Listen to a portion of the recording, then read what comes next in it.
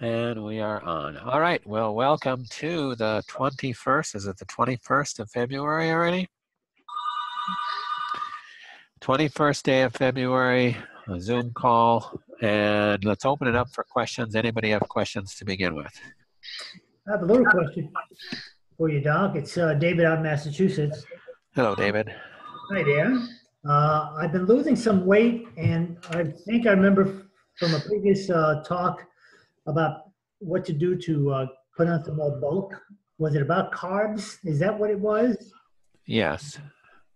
So, So if you're losing weight and you are already below normal weight, healthy weight for yourself, we can't have you be tumbling with weight.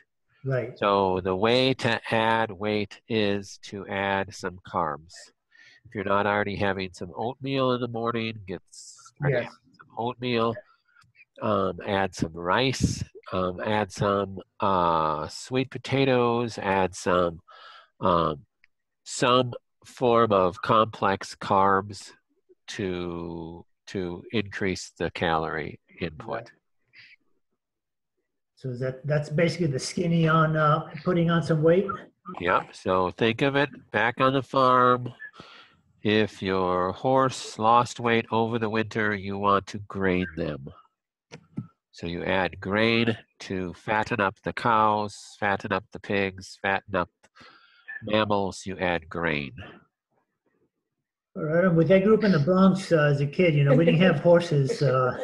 What? What? We did have the Bronx Zoo. I'm not Okay. sure what they fed them in the wintertime, but I'm with you. All right, you're with me. So I'm with you. that is what us farmers types used to do. Okay. All right. I'll work on that. I'll let you know how it goes. Okay. Thank you. Any other questions? Yes, Dr. Connors. Yes. Mike T. Hey, Mike. First off, I'd like to say thank you very much. My lymphoma, the glands, it's all gone practically. Well, But praise God. Fantastic. Yeah, I'm not changing anything. I figured I'd keep going for one more round of my mixed drinks and then give you a call and maybe we could tweak something. But my question is on my hammer bolt, I noticed the other day that the inside that holds the styrofoam or whatever it is. Yeah, it can slide down. Don't worry about that. Okay, yeah, it looked like it had slid over. I was just wondering. Yeah, it just got bumped and it's just sliding, and different change of atmospheric pressure changes the contraction of that plastic, so it can get loose and slide. Don't worry about trying to open it up and trying to pull it back. The light is going through that anyhow, so just leave it alone. All right. Well, thank you.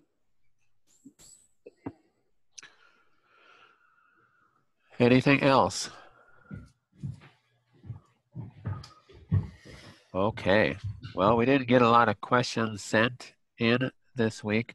There was one question sent about some other cancer tests that are similar to the IV gene.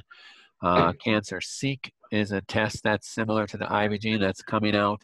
There's going to be numerous other cancer tests that are very similar to the IV gene that are going to be coming out in the next 5 years. Like I said, this is going to be pretty standard cancer screening in the next 5 years, and it's going to replace a lot of biopsies. So it's going to be very beneficial for the consumer. The problem is that the way that the standard medical doctor is going to use the test is they'll just run that as a screen, and then you'll still have to do a CT scan and an MRI and a biopsy.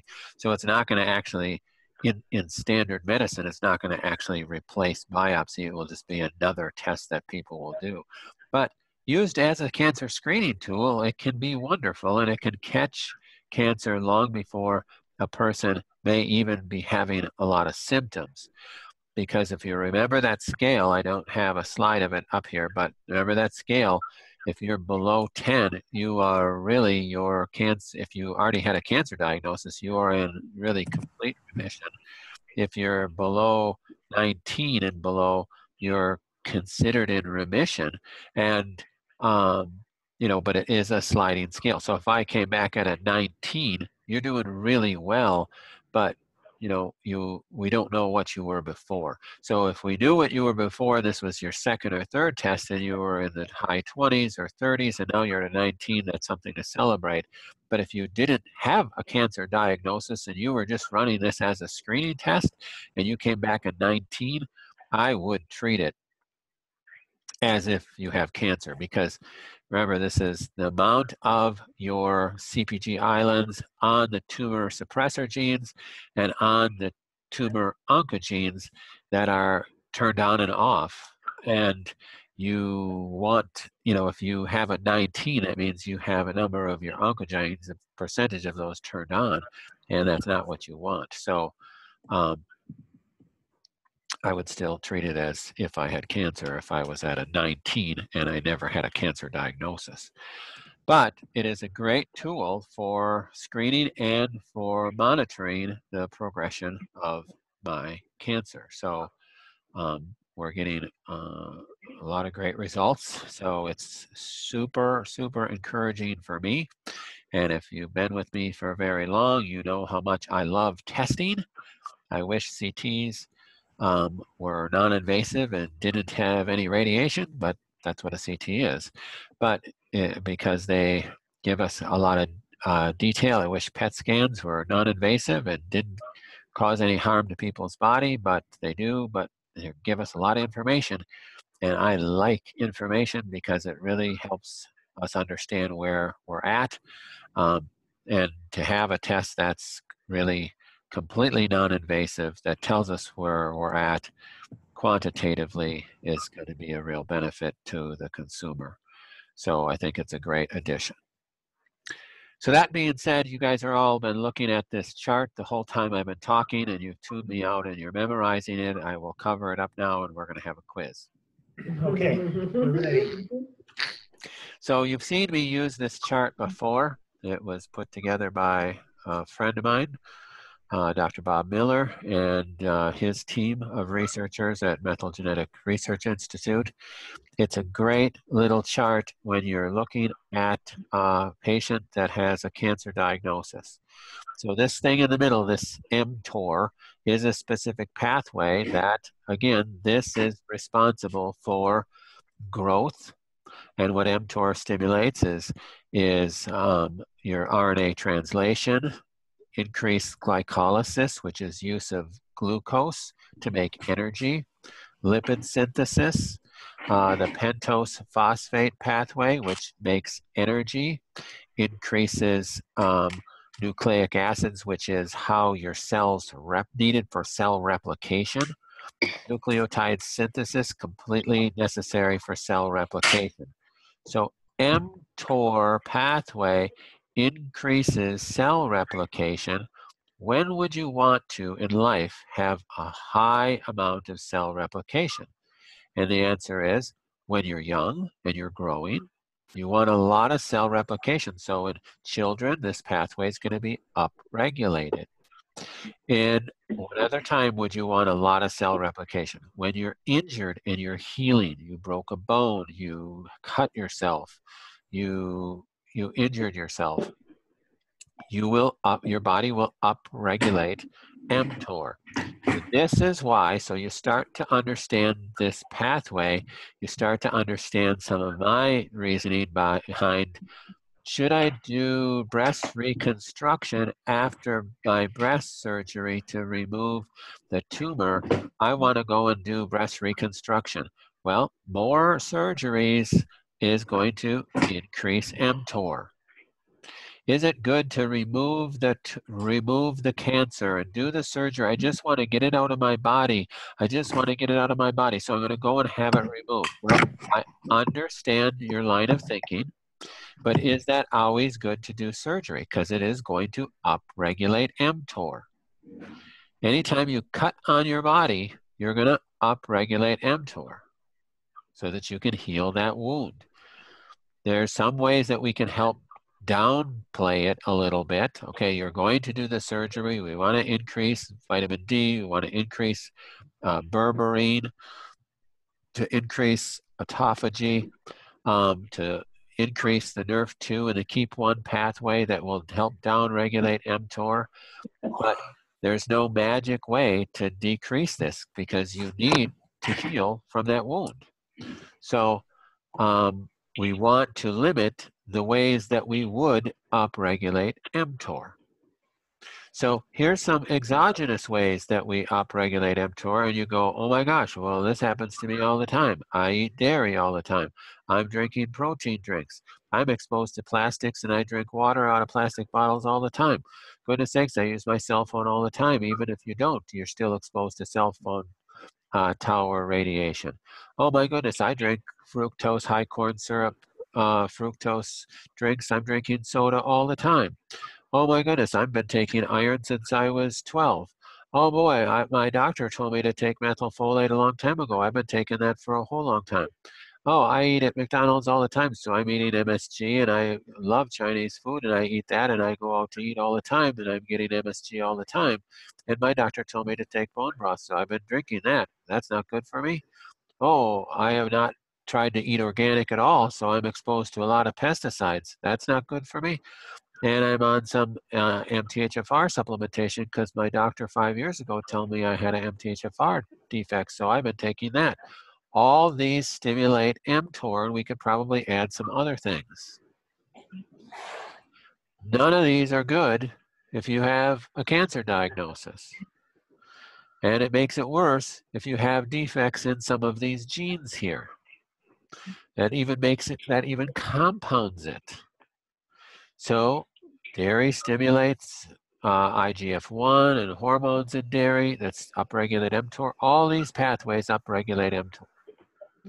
So you can't be perfect, and you're not going to be able to stay away from plastics, and you cannot stay away from EMFs and cell phone towers unless you move to that new place on the moon. But you can stay away from high fructose corn syrup, and you can, stay away, cut down on your iron. Hopefully, if you're not anemia, you're not taking any iron. You can not take any methyl supplementation, and you can do your best at staying away from glutamine and bone broth and MSG, and you can do your best at staying away from pesticides. And this gets into, you just try to do your best. But it's no wonder that you could try your hardest to do your best and you're still going to be exposed to some of these things. No wonder why our cancer diagnosis has gone from 1 in 20 in 1971 to 1 in 2 or 3 today. We're constantly upregulating mTOR. So we're increasing cell translation. So this is why I tell everybody to be careful on these things. It's why we don't have glutamine products. We don't use bone broth. We don't use these things with cancer patients. Does this bring up any questions for anybody? Yeah, Doc, it's David again. I recently ordered some standard process protein, powdered protein. I'm just looking at your chart here. Would you suggest that I do not do protein? That's correct. Ah. So that's why you want to ask me before you buy anything. I apologize, but that's okay. There's some protein mixes that are low in glutamine, and I found only one. That's the one by US Enzymes that we carry. And it comes in a chocolate or vanilla, and it's got a lot of enzymes in it, a lot of other things in it that make it really beneficial. Right. It's got some pre and probiotics in it. So it's a really good food product that is low in glutamine. Well, the reason I picked up the standard process was that I've just been finding over the last, say, a couple of years, that my muscle mass has been changing. And it seems a little bit more dramatic in the last, say, 6 months, where I can kind of feel my bones in my pelvis area in a way that I didn't before. So I thought a little protein would help. Well, really, why our muscle mass changes when we have cancer is not because we're deficient in protein. It's because the cancer is trying to feed. And the way the cancer feeds, okay, so cancer has to feed through pathways. Yeah. So one of the pathways is through breaking through sugar, right? Through glucose. Yeah. And so if there's no glucose to be found, it will make glucose out of what's available.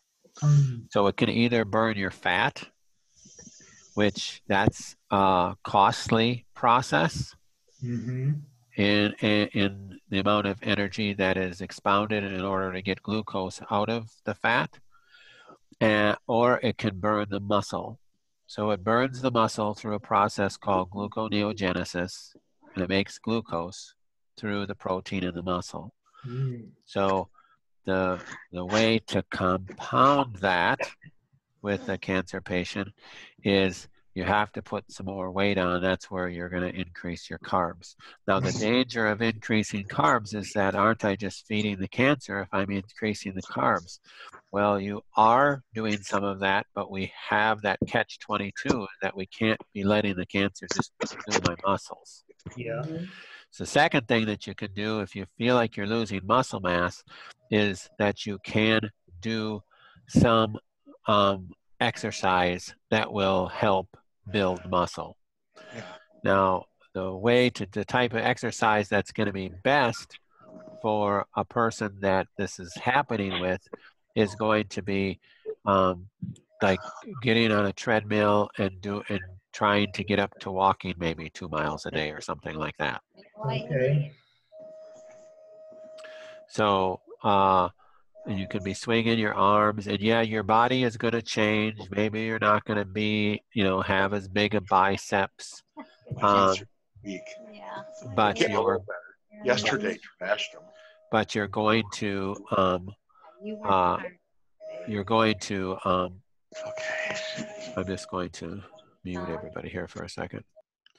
Your body's going to change. You might not be as bulky in different areas and such, but you're going to help keep muscle mass in the areas that you really need in your core strength muscles. So you could do some core exercises also, and you can Google core exercises that would help build up your core muscles, and that's what you really want to keep strong. You don't necessarily need big biceps and such, but you really need to keep healthy core muscles to keep your spine stable. He's doing a Zoom call. Okay, so we are live. So if you are on the Zoom call, try to keep your voice down unless you have a question. Any questions for anybody else? I couldn't have any pressure on my head because It'll go away. It goes away. Any other questions?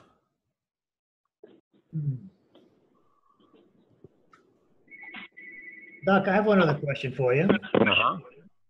Unrelated to the carbs and the muscle. So thank you for all that. And I'll stop drinking my protein drink, which I just really started just in the last day or so. So I'll just stop that. This has to do with, I forget which treatment I had at your office, and I believe it was some type of a heat treatment. And I believe that what I was understanding was that cancer does not do well, does not survive well in a higher temperature, body temperature. Is there a temperature range that cancer cells seem to thrive in? Yeah, well, cancer cells are your own cells, so they thrive in normal body temperature. So there are some experimental things going on right now with hypothermia as well, freezing cancer cells, which is proving to be effective as well.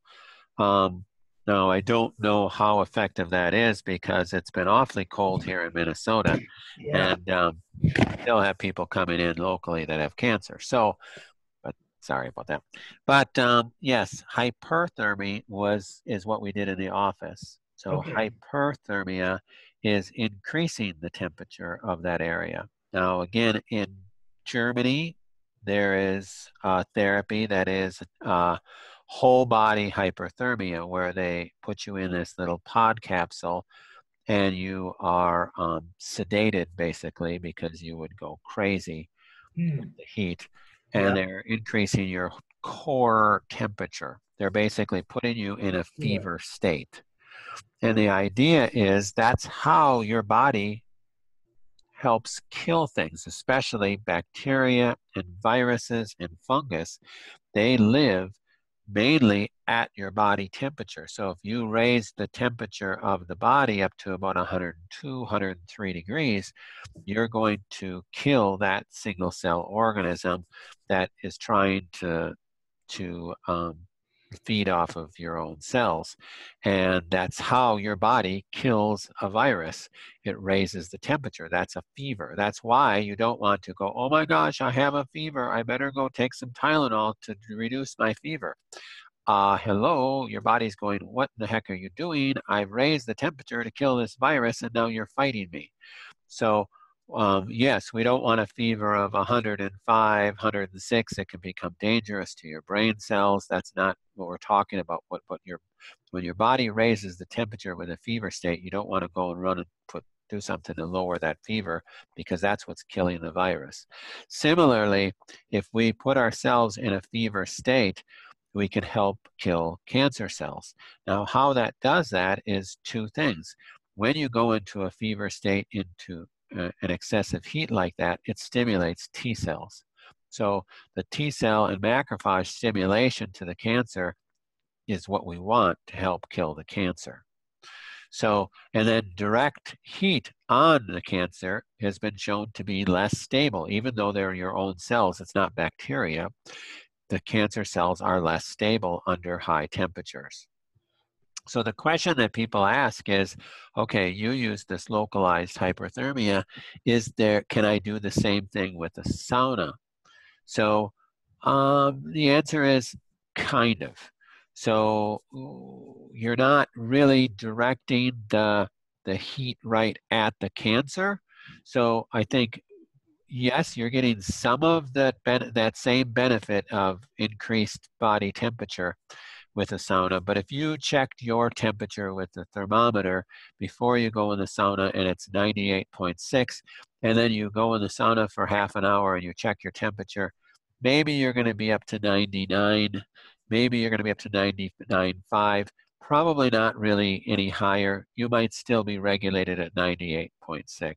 So a sauna might not have, enough direct temperature change to change your core body temperature. What is it doing to the local cancer? I don't know. It's certainly helpful for a lot of other things with detoxification process and everything, but is that changing that local area? I don't know. Now, if you have a very surface cancer, like it's closer to the surface, even a hot pad can be beneficial. So using like those, you can buy on Amazon, the infrared heating pads are really nice and comfortable, and they're great for your muscles, but they do increase that temperature of the tissue down, at least 3, 4, 5 millimeters, I would think. So that can be beneficial as a cancer therapy right there. Now, I know that some people have that, I can't remember that brand of that pad that you lay on, and it's got microcrystalline amethyst crystals in it. Mike, I know you're on here, but I muted you, so let me unmute you. So if you remember what the name of that is. Biomat. Biomat. And I know they sell them as, oh, this cures cancer, this cures everything. I think biomats are fantastic, but the problem is that you're laying on it on your back. It's probably only at the touch points that it's really going to really increase temperature, maybe down 5 millimeters.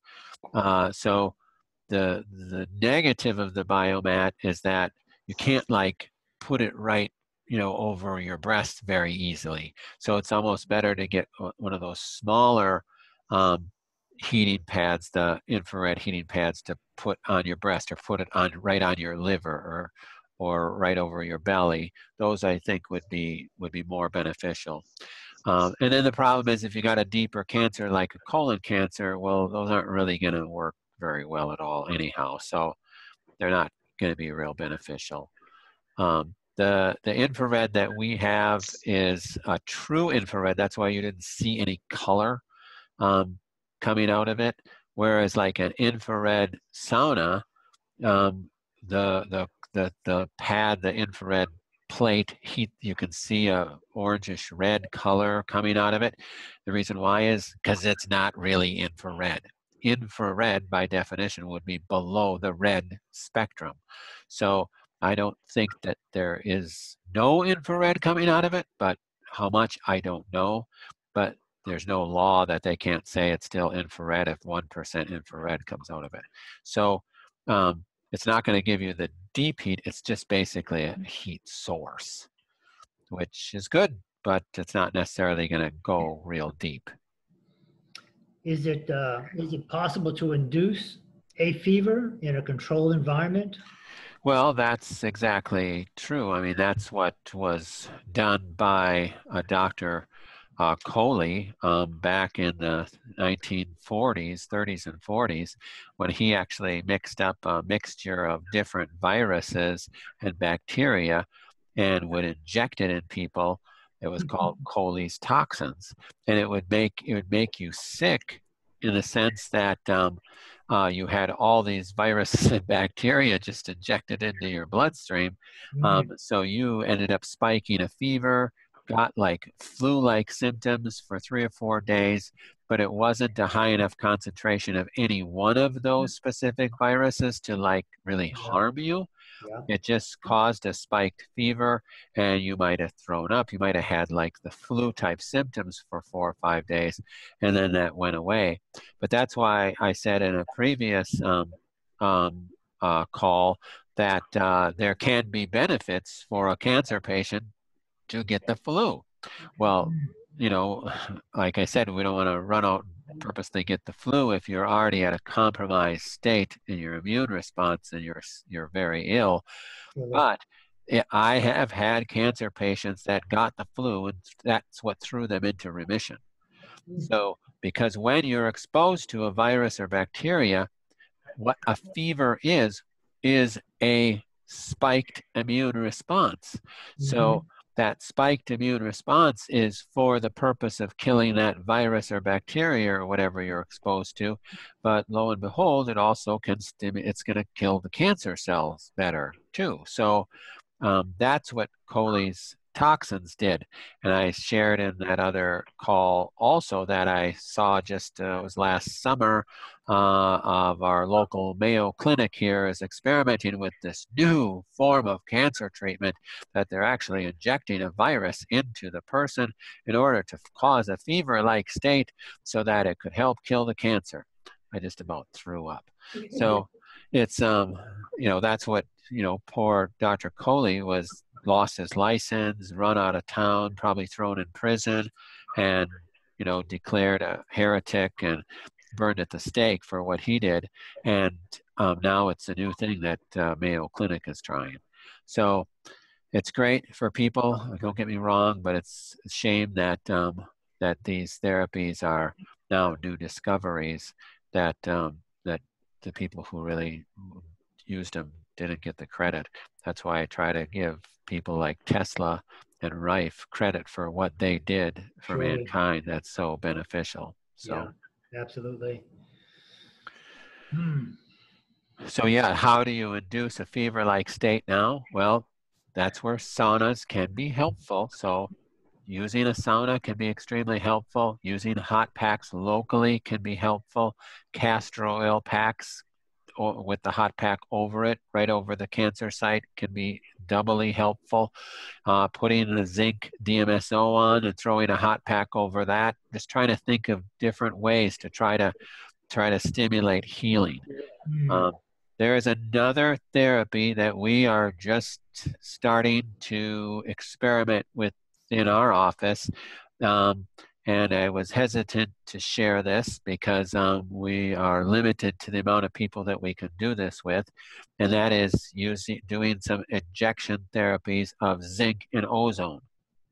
So we've just done a few patients on this so far because of what I heard, what I've already shared with you, why I created the ozone, the DMSO zinc spray was because of, you know, my friend's experience with sending one of his patients for injections into his prostate of zinc, which had such great and wonderful benefits. Now, of course, not everybody's going to respond the same way, so we are cautious in our optimism about this, but it's like anything else. If it can help 1 out of 5 people, send them into remission, it's worth a shot. So we have just done, as of today, 2 people injecting prostates with zinc, and it's we'll see what's going to happen with this. It's I'm hoping for the best for these 2 gentlemen, and we're going to continue to move forward with this. Dr. Connors, as far as cost related to this, is this something we can talk about on the phone, or? Yeah, the cost of the injections is straightforward. So it's based upon area. So let's say if I have prostate cancer, metastasis to my femur, and metastasis to my ribs, and I want to inject my ribs, femur, and prostate, that's 3 areas. It's $300 per area, plus the cost of the product, which is minimal. So that's what our cost is. And I'm not doing the injections. As you know, we have Dr. Kelly Halderman here now. I don't know how many of you have met her so far, but you will be talking with her. You'll see her posts on the Facebook page as Kelly Marie. That's Dr. Halderman.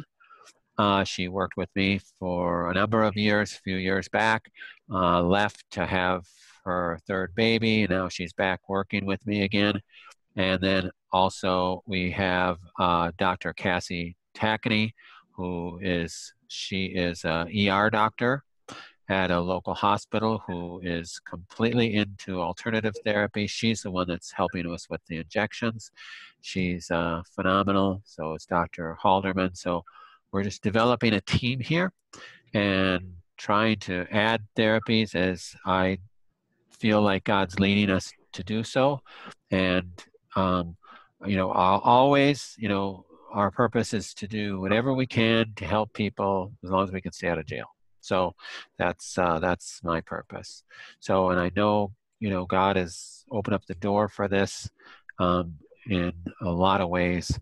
And I know it's going to be helpful for a number of people. And we've already seen some really good results with the zinc spray. I'm hoping that we see even more results with some deeper things that we're going to do. With the with the injections, Dr. Connors, so what's the follow-up like at this point? I know it's so early, and it's it is very early. We don't know. I mean, we are basically paving the way here. So I do know that one doctor in Italy is doing these injections of different things. I don't know him. I don't even know who it is. So I have no idea what his follow-up in his success rate is. So this is very, very cutting edge stuff here. It's just going to be, we're going to have to test and retest and see how the people are doing. And the same way that we're testing now, what's the level of pain? What's your symptom pattern? Wow, I stopped losing weight. My pain is reduced by 60%. Hey, we know we're on the right track. Should we do another injection in a week or 3 months? We don't know. It's just going to be patient by patient. Now, the benefit of doing the zinc and the ozone, there's no negative. I mean, the amount of zinc that we're injecting is, amount of zinc that you would literally take orally in a day, so there's nothing harmful. We're just getting it right at the right spots. And as far as ozone, there's really no bad things. You can have side effects of feeling full because you just injected 10 mils of ozone into your spine or something, but there's not any harmful effects. So ozone injections have been done for years for arthritis and joint issues. So it's just nobody has been able to do it for cancer or anything like that without kind of being on the hush hush for it. So that's it's exciting. It's exciting any way we can help people. Well, I'm glad you mentioned it. Things to consider. All right, well, we're kind of running out of time. Anybody have any other pressing questions? I'll hit them. Otherwise, we can save it for next week. I'm all done. All right, so I hope you got something out of this time. We'll get this up on the website or on the Facebook site, and make sure you use Facebook and ask questions there if you have any. Just like if you're thinking about getting a protein powder, don't hesitate to ask me what I should get. Okay, so don't make any rash changes if you're doing well, you know, you know, you want to continue to do the things that have been showing improvement.